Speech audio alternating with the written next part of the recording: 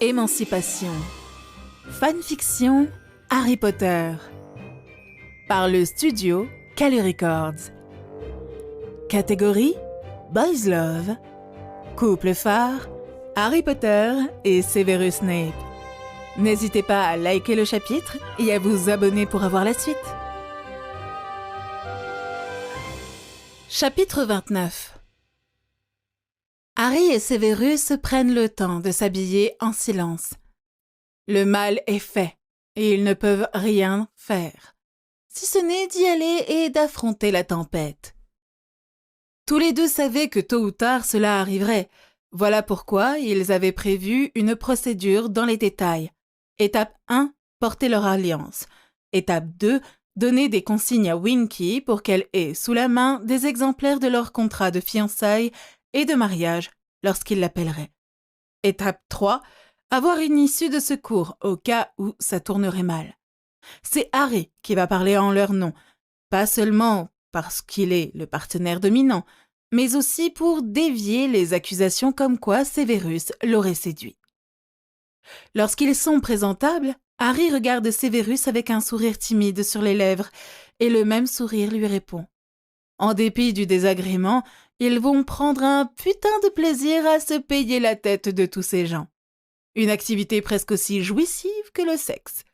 D'un hochement de tête, Severus lui indique qu'il est prêt et revêt un masque impassible. Harry l'imite et ouvre la porte, après quoi ils avancent dans le spacieux salon rempli de sorciers et de sorcières. Eh bien, les nouvelles vont vite. Dès qu'ils sont repérés, les questions commencent à fuser, jusqu'à ce que le directeur lance un sonorus pour rappeler tout le monde à l'ordre. Et que le spectacle commence. Dumbledore tourne vers eux un visage taillé dans la pierre, bien que ses yeux trahissent une colère intérieure qui ne fait que croître. « Je dois dire que je suis déçu et choqué.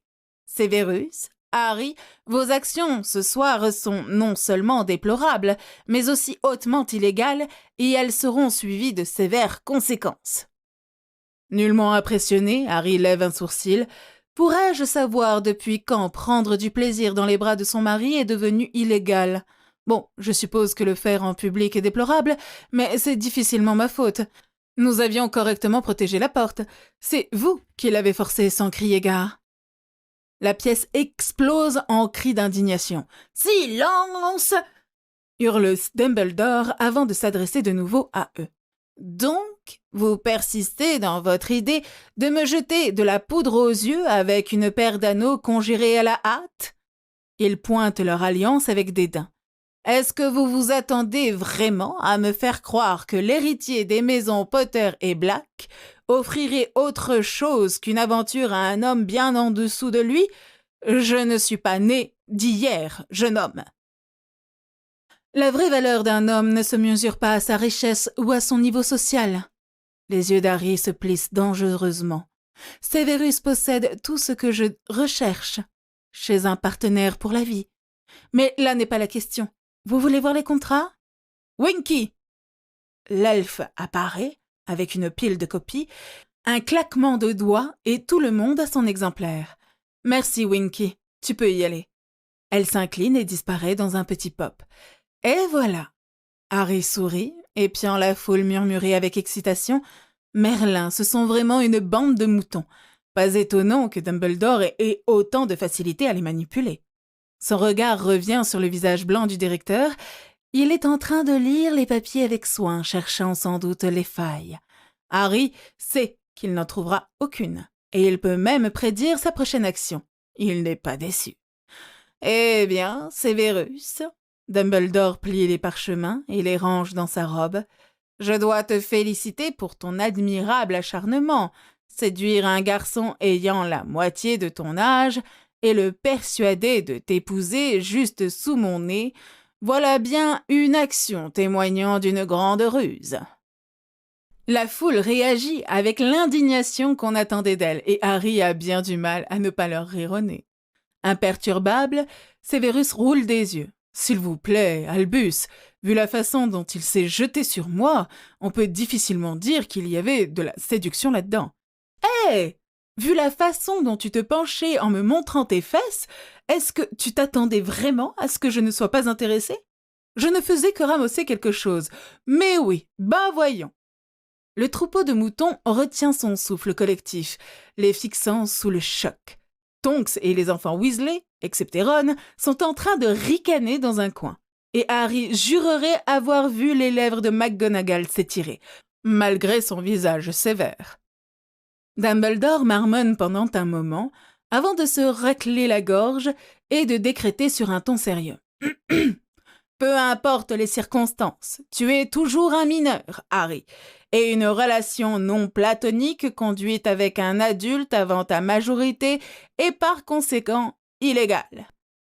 À la seule exception d'une cour formelle, directeur, comme vous le savez, rétorque Harry sans tarder. Et puisque toutes les directives et règles ont été respectées à la lettre, il n'y a rien d'illégal ou même d'impropre dans notre relation avant le mariage. En outre, nous avons été très discrets, ce que nous n'étions pas tenus de faire. Menant un combat perdu, et le sachant pertinemment, Dumbledore tente un dernier coup. Il reste encore à considérer le comportement inadmissible entre un élève et un professeur. J'attendais mieux d'un préfet et d'un membre du personnel. Peut-être, mais ça ne change en rien les règles relatives à une cour formelle entre adultes et mineurs, Albus, fait Sévérus d'une voix traînante. De ce point de vue, les statuts de l'école ne font pas de distinction entre élèves et membres du personnel, et oui, j'y ai jeté un œil au préalable. Il pince les lèvres en signe d'amusement. Je ne vois pas pourquoi vous êtes tellement en colère. Comme Harry l'a déjà mentionné, nous avons été très discrets, n'est-ce pas? Et nous continuerons de l'être. L'échange est suivi d'une nouvelle vague de murmures agités. En ayant marre de tout ça, pour ce soir, Harry décide qu'il est temps de faire une sortie. Bien, si c'est tout, il saisit la main de Sévérus, nous voudrions nous retirer maintenant. En vérité, ça a été une longue et passionnante soirée. Le bruit augmente considérablement autour d'eux. Pourtant, personne n'ose les arrêter lorsqu'ils poussent les gens bloquant l'entrée et sortent dans le couloir, disparaissant de leur vue. Une fois la porte de la chambre de maître fermée et verrouillée derrière eux, ils peuvent enfin expirer et se détendre un peu. Sévérus se sent étrangement exalté et anxieux à la fois. C'est loin d'être fini. Dans un jour ou deux, tout au plus, la nouvelle sera dans les journaux et une grande partie du monde sorcier voudra sa tête. D'un autre côté, il a hâte de pavaner devant ses collègues, surtout Dumbledore, et devant tous ceux qui l'ont méprisé et ridiculisé. Il sait qu'on va l'insulter, car toute sa vie, on l'a insulté. Seulement cette fois, ce sera parce qu'on l'enviera. Harry est en train de se marrer quand il le prend dans ses bras. « Tu as vu leur tête, oh bon sang !» Il secoue la tête. « Hermione va me tuer !» Oui, et moi, c'est Minerva et Molly qui vont me tuer, sans oublier ta horde de fans. Harry gronde, frappant sa tête contre le torse de Sévérus en soupirant d'exaspération. « Je les avais oubliés, ceux-là. Désolé, mon amour. Je m'en sortirai. » Sévérus embrasse le sommet de son crâne et le conduit en direction de la salle de bain. On devrait aller dormir. Demain, on va avoir une longue journée. Le côté positif, c'est que l'on peut désormais exiger des quartiers familiaux. L'idée fait sourire Harry. Tu veux dire que je n'aurai plus besoin de me faufiler pour te faire subir les derniers outrages? Exactement. Maintenant, rentre dans la douche, gamin.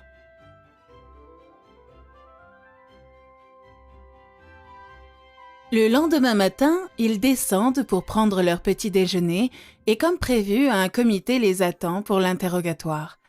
Pendant qu'ils mangent, seules les questions d'ordre général sont posées et juste après, Minerva demande à parler à Sévérus, seul à seul.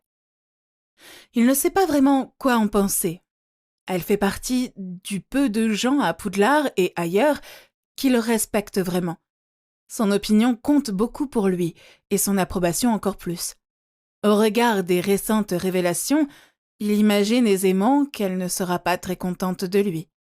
Peu importe ce qu'elle a à lui dire, ce sera loin d'être plaisant, sans compter que ça risque de le blesser. Il se prépare mentalement et sécurise le salon contre toutes sortes d'espionnage. Il prend un siège face à elle, raide comme une tige et le visage impénétrable. Comme toujours, Minerva va droit au but. « Est-ce qu'il vous traite bien, mon enfant ?» Sévérus en reste bouche bée, les yeux arrondis en signe d'incrédulité. Il bredouille, cherchant une réponse, pendant que Minerva se lève pour venir s'asseoir à ses côtés. Elle pose une main sur son bras, le visage préoccupé. « Je sais que c'est une union prestigieuse pour vous, bien plus que ce que vous pouviez espérer. Et je sais qu'il est un homme bien et honorable. Mais il est aussi affreusement jeune, inexpérimenté des choses de la vie, sans compter les affaires du cœur. Sera-t-il apte à vous donner ce dont vous avez besoin? De vous aimer comme vous méritez de l'être? De vous rendre heureux? » Sévérus la dévisage complètement défait. Jamais il ne se serait douté de ça. Pas en 1 000 000 d'années. Il s'était attendu à subir sa colère et son dégoût, ou n'importe quelle accusation ou menace qu'elle lui aurait jetée. Et tout ce qui l'inquiète, c'est son bien-être à lui. Ça ne peut pas être vrai. Elle doit lui avoir lancé un sort dès qu'il a franchi le pas de la porte. Au moins, ça aurait du sens. Minerva sourit, comme si elle lisait ses pensées. « Ne vous méprenez pas, mon enfant. J'ai aussi quelques mots à vous dire à propos du fait que vous ayez mis la main sur un garçon de la moitié de votre âge. En plus, l'un de mes préférés. Mais je sais aussi que vous êtes en plus grand danger de finir avec le cœur brisé que lui. Il est jeune, il rebondira. Vous, par contre, seriez brisés à jamais. » Sévérus ouvre la bouche pour protester, mais la referme aussitôt en regardant ailleurs. Elle a raison, bien sûr. S'il n'avait pas été certain de l'amour d'Harry, il aurait en effet été en danger. Mais il le sait, il l'a vu dans les yeux d'Harry et senti dans son toucher à chaque moment partagé avec lui depuis le premier lien. Harry lui a dit une fois, certes, il ne l'a pas refait, mais il n'en a pas besoin non plus. Sévérus sait sans aucun doute qu'Harry l'aime. Il se racle la gorge nerveusement en essayant de trouver les mots justes pour exprimer correctement ce qu'il veut dire. Ce n'est pas souvent qu'il manque d'éloquence, et cet embarras additionnel n'aide pas. « J'apprécie vraiment votre inquiétude, Minerva, mais ce n'est pas nécessaire. Ni Harry ni moi-même sommes entrés dans cette relation à l'aveuglette. » Minerva n'abandonne pas facilement. « Est-ce que vous l'aimez ?»« Oui, » se force-t-il à répondre, les dents serrées et du rouge sur les joues. « Et est-ce qu'il ressent la même chose ?»« Oui, » reconnaît-il en se forçant à la regarder. Ses yeux cherchent une confirmation et la trouvent apparemment, puisqu'elle hoche la tête. « Très bien. » En 1 seconde, son comportement passe de l'inquiétude à l'indignation. « Severus Snape, à quoi pensiez-vous donc? Mettre un garçon innocent dans votre lit et l'un de mes étudiants par-dessus le marché? Je vais vous arracher les couilles et les clouer au mur. » Severus grimace à cause du volume de sa voix. Pourtant, il ne peut empêcher un sourire de fleurir sur ses lèvres. C'est bon de savoir qu'il existe quelqu'un en dehors d'Harry qui se préoccupe de lui. Pendant ce temps, dans la cuisine, Madame Weasley se lamente comme si quelqu'un était mort et étouffe Harry en même temps. Comme quoi, il est trop jeune pour prendre un engagement qui va altérer sa vie tout entière et qu'il aurait dû consulter quelqu'un auparavant, ou qu'il aurait dû choisir une personne de son âge, du moins quelqu'un de plus convenable pour un jeune homme dans sa situation, ou de moins sombre et abîmé, et ainsi de suite. Harry endure stoïquement, tandis que le reste des enfants Weasley, excepté Ron, lui envoie des regards sympathiques. C'est mieux que les questions douteuses que Folleuil lui a jetées. Il aurait presque cru que le vieil Aurore cherchait quelque chose de criminel. Ron est assis à l'autre bout de la table et mange son toast avec une expression sombre sur le visage. Harry sait que, sous peu, ils auront une vive discussion. qui se terminera à la fin par des baguettes en joue. Dommage pour Ron, il devra apprendre à garder ses opinions pour lui-même, à la dure, si nécessaire. Madame Weasley est finalement arrivée au bout de ses lamentations et le laisse partir. Harry réprime le soupir de soulagement et retourne à son thé, maintenant tiède. Le professeur McGonagall pénètre dans la cuisine, un Sévérus vivant et entier sur les talons, et annonce leur départ pour Poudlard pour le reste de la journée. Se sentant rebelle après le cirque qu'il vient de subir, Harry se lève pour dire un au revoir approprié, autrement dire pour enfoncer sa langue dans la bouche de Sévérus de la façon la plus provocatrice. Le couinement scandalisé de Madame Weasley leur vaut les regards de tous les membres de l'ordre présents.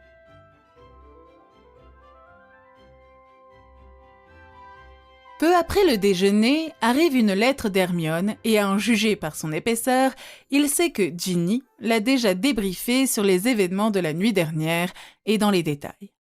Harry souffle un bon coup et déroule ce qui prévoit d'être une longue tirade sur son imprudence, son irresponsabilité et d'autres folies de ce genre. Et il n'est pas déçu. Elle informe, en outre, qu'elle a décidé de rester au manoir Note pour le reste des vacances et lui demande d'emballer le reste de ses affaires et de les lui envoyer. Harry appelle immédiatement Winky. Emballer les choses n'est pas son dada. Encore moins les affaires d'une femme. Il tend la lettre à Ginny, qui est assise à côté de lui et qui lit son livre beaucoup trop studieusement pour être convaincante. Les femmes. Pas étonnant que je sois gaie. L'absence d'Hermione est finalement découverte pendant le déjeuner. Madame Weasley s'en serait aperçue avant, si elle n'avait pas été autant focalisée sur lui et son si terrible destin. L'explication comme quoi elle a décidé de rester avec son fiancé n'améliore pas le moral de la matriarche, et il aurait aimé être dispensé du discours sur les convenances et la bienséance. Mais au moins, elle ne rabâche plus sur Sévérus, parce que lui a bien du mal à ne pas s'emporter depuis qu'elle a commencé. Sa retenue ne résiste pourtant pas lorsque, le soir, alors qu'il se dirige vers sa chambre pour aller dormir, il arrive au beau milieu d'une engueulade opposant Ginny et Ron. Ce dernier a apparemment forcé la chambre de cette dernière et trouvé la lettre d'Hermione. « Tu le savais, tout ce temps ?» Le visage du rouquin est violet de rage quand il jette le parchemin chiffonné aux pieds d'Harry. « Comment t'as pu la laisser se marier avec ce serpentard visqueux? C'est le fils d'un mange-mort, pour l'amour de Merlin! Oh, mais attends, j'oubliais que tu es toi-même plutôt friand des bites de mange-mort! » Harry ne sait pas comment il fait pour rester aussi calme, alors que dans ses veines, son sang est en train de bouillir. Pourtant, tout ce qu'il se contente de faire, c'est de lever sa baguette et de dire 2 mots simples. Oubliette, somnus. Et Ron tombe inconscient sur le sol. Ginny le regarde choqué tandis qu'il brûle la lettre, fait disparaître les cendres et l'évite Ron hors de la chambre. « La prochaine fois, essaye de faire plus attention, » lui dit-il calmement en sortant et en refermant derrière lui. Il s'est débarrassé de Ron sur son lit après lui avoir mis son pyjama. Ce foutu crétin se réveillera désorienté demain matin, mais il ne se souviendra de rien au-delà du fait d'être allé se coucher comme d'habitude. Harry regarde dans le miroir de la luxueuse salle de bain.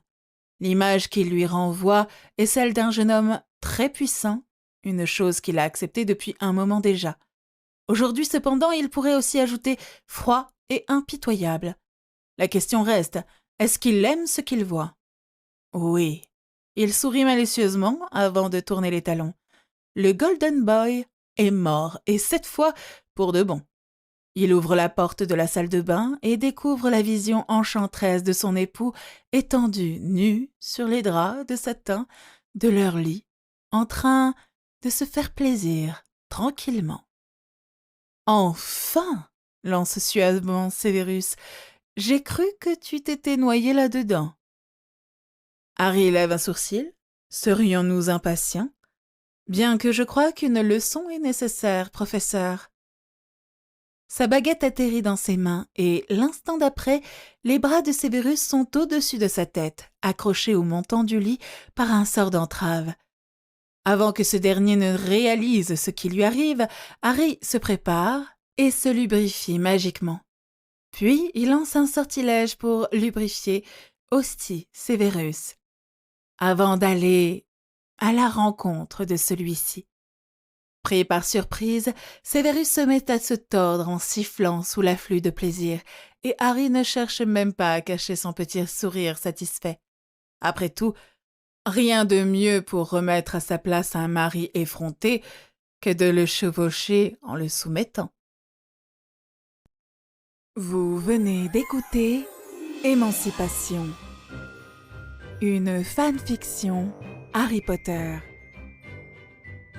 par les studios Calu Records. Si vous avez aimé ce chapitre, n'hésitez pas à le liker. Si vous voulez être notifié du prochain chapitre, n'hésitez pas à vous abonner.